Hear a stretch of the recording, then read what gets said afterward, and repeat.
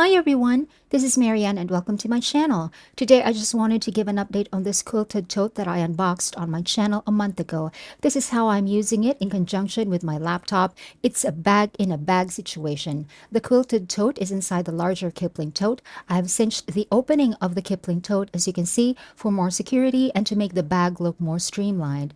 And that's the solution that I initially thought of. My laptop can fit inside the quilted tote, but because the tote is super full, I prefer not to jam my laptop in there, and I don't carry my laptop with me all the time, but on days when I do carry my laptop with me, I don't want to carry two different bags. I have gotten so used to carrying only one bag all the time for many years, so if I suddenly carry two, I'm terrified that I'll forget one of them or leave one of them behind. And the quilted tote does not have an organizer inside because I did say in that previous video that when a bag is smaller, we can fit less things into it and less things don't require an organizer. However, I spoke too soon. It is actually not working out for me because in one particular instance, I thought I forgot to bring my coin purse, which is this one. I kept fishing for it inside my bag without the organizer, but turns out it was right under the Midori wallet. The coin purse was smushed at the bottom of the bag because when I jammed the Midori wallet inside my bag, it pushed the coin purse to the bottom of the bag and covered it from view. And this already looks like a mess, as you can see. Here I am on a different day, which was absolutely rainy. This was October 22, the day of Storm Christine with international name Trami. I have videos about the storm, which I will link down below. And the contents of the bag is even more of a mess than before. This lighted bag charm got a little wet, and I realized I need a different way of attaching it to the outside of the bag so that it's easier for me to remove and place inside the bag when it's raining. And on yet another different day, this is how the mess looks, and because of that, the bag looks deformed. Clearly, it's time for a bag organizer. But first, I have to empty the bag, and while I'm at it, I thought I might as well have a little what's in my bag portion. I'm glad that my lighted bag charm still works despite the fact that it got rained on, and I still have my pendant on there as well with the 5 crystals. I added this round person with disability pin. It's just easier to have this displayed when I'm out and about so that I can get into priority lanes more quickly and then just take out my disability ID card afterwards. My sunglasses are usually in this zipped pocket, but I left it inside my car. In this pocket are my keys, house keys, room key, car key, and a personal alarm. In this other pocket, I have a ballpoint pen, a fine black marker, my favorite lip balm, my favorite sunscreen for now, this calculator that I still haven't gotten a new battery for, and a spray bottle of disinfectant, my favorite lozenges, and a nail clipper. Inside the main compartment, I have face masks, my pouch for all of my medications, my pouch for all of my Bluetooth earbuds, and my pouch for coins and smaller paper currencies.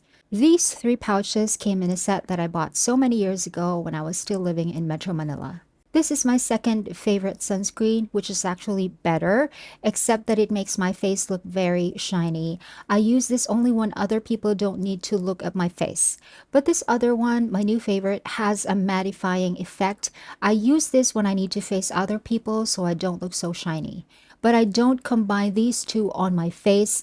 At the start of the day, I need to decide which is the right one to use. And this is my Midori Traveler's Notebook, which I use as a wallet. Video about this will be linked down below.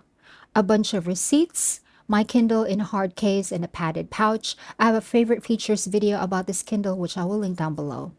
And can you just see the mess? Here's my cologne, and this is the wrapping that my medicine came in, but it's now empty.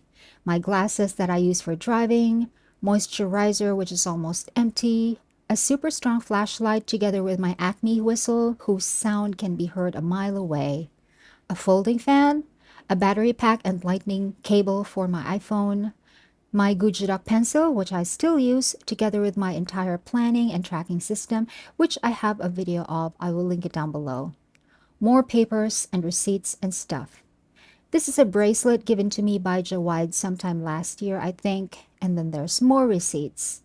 And this is my maintenance medication that should go into my medicine pouch.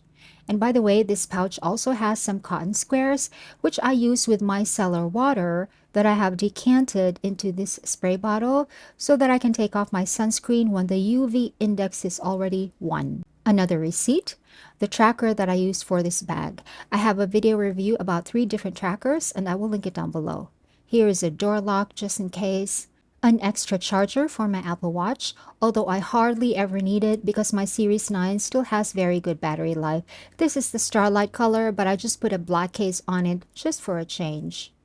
Here is my disability ID and a bracelet made of a found skeleton of a snake that my friend and fellow writer helped me buy in Catanduanes. A seller there makes these out of found snake skeletons.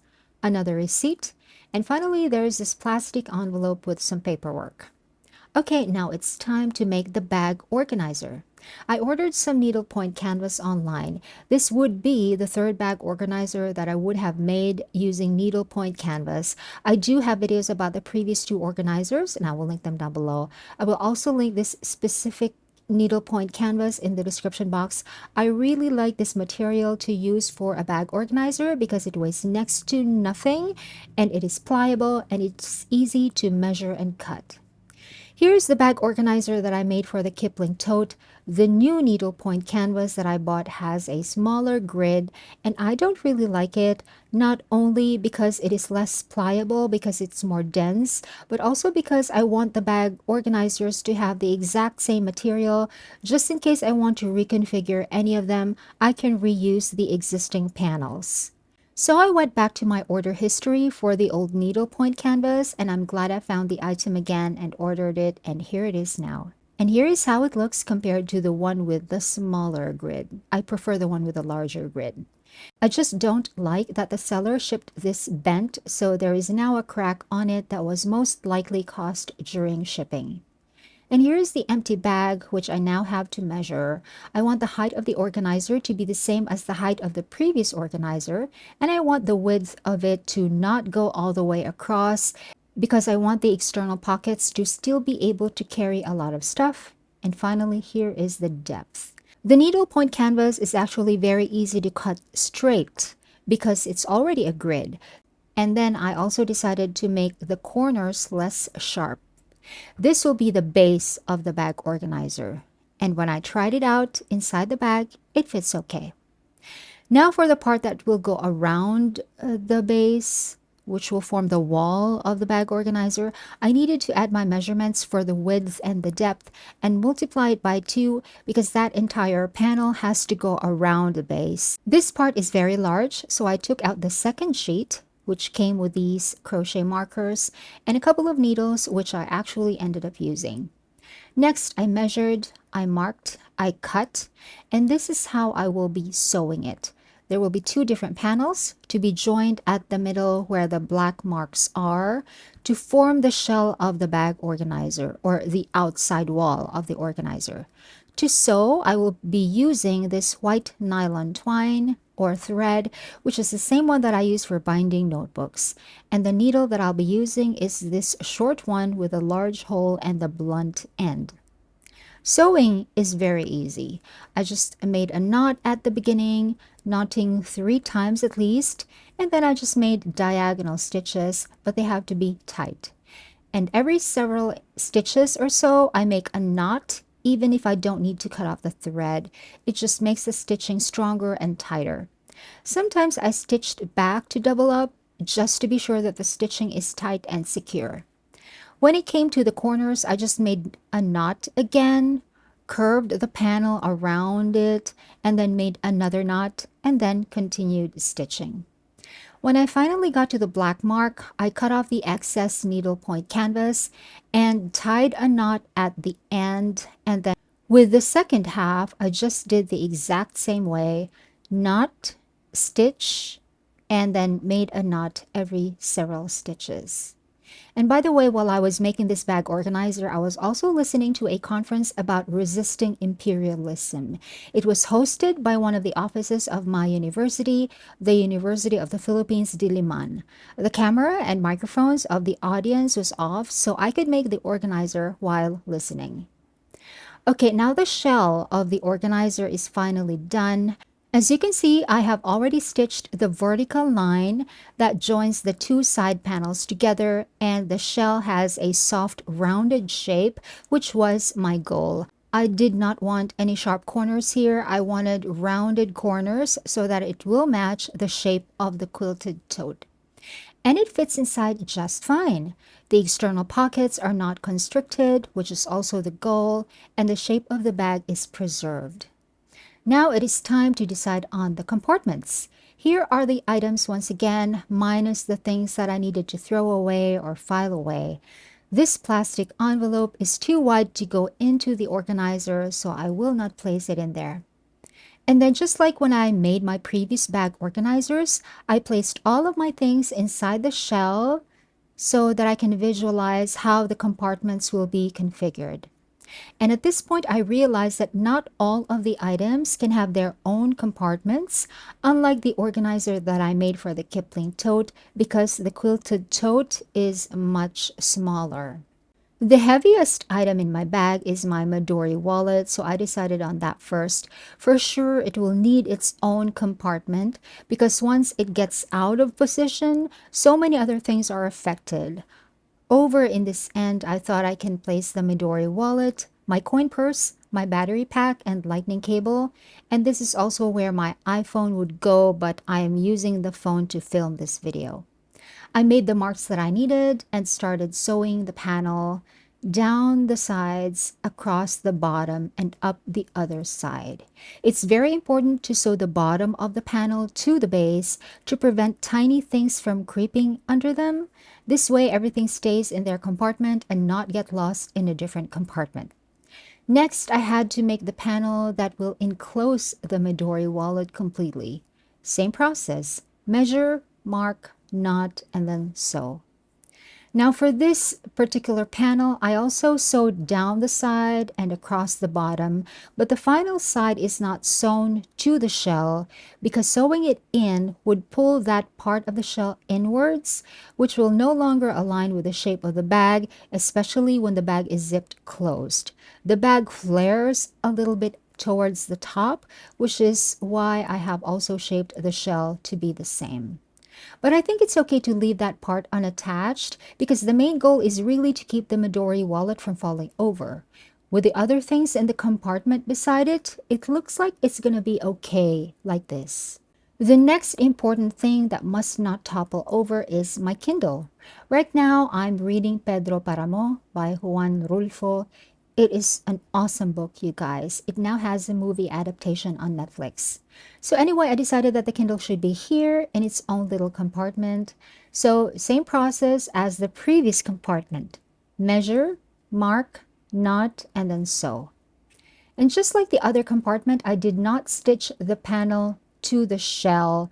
Even with those parts left unstitched, these two items still remain upright and they will not be bothered by the other things around them or beside them. Now, I honestly do want to make more compartments here to help reduce the chaos, but I cannot make a compartment for every single thing because, like I said, the bag is too small for that. But I do want to add maybe 2 more compartments, but at this point, I'm still not sure. So I decided to just start using this bag organizer already and then just figure out later on how to make the other compartments basing on real life use. As you can see, everything fits just fine. This envelope will go here outside of the organizer, face masks on the other side.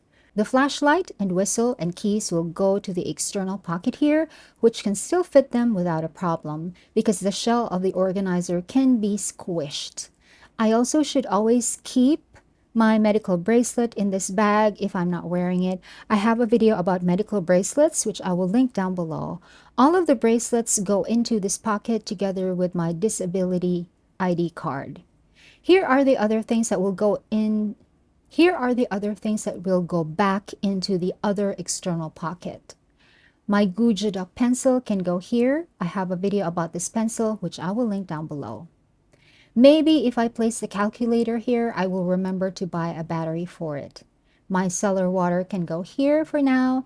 This lotion can go here. It still actually fits together with my sunglasses.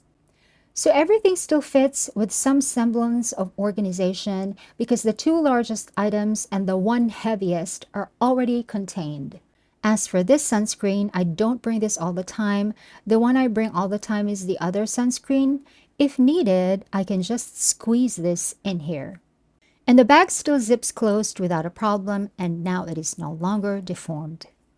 Now I also want to cover the top edges of the organizer with yarn, like what I did for my previous organizer right here. The yarn covers the sharp edges of the needlepoint canvas and makes them feel soft to the touch.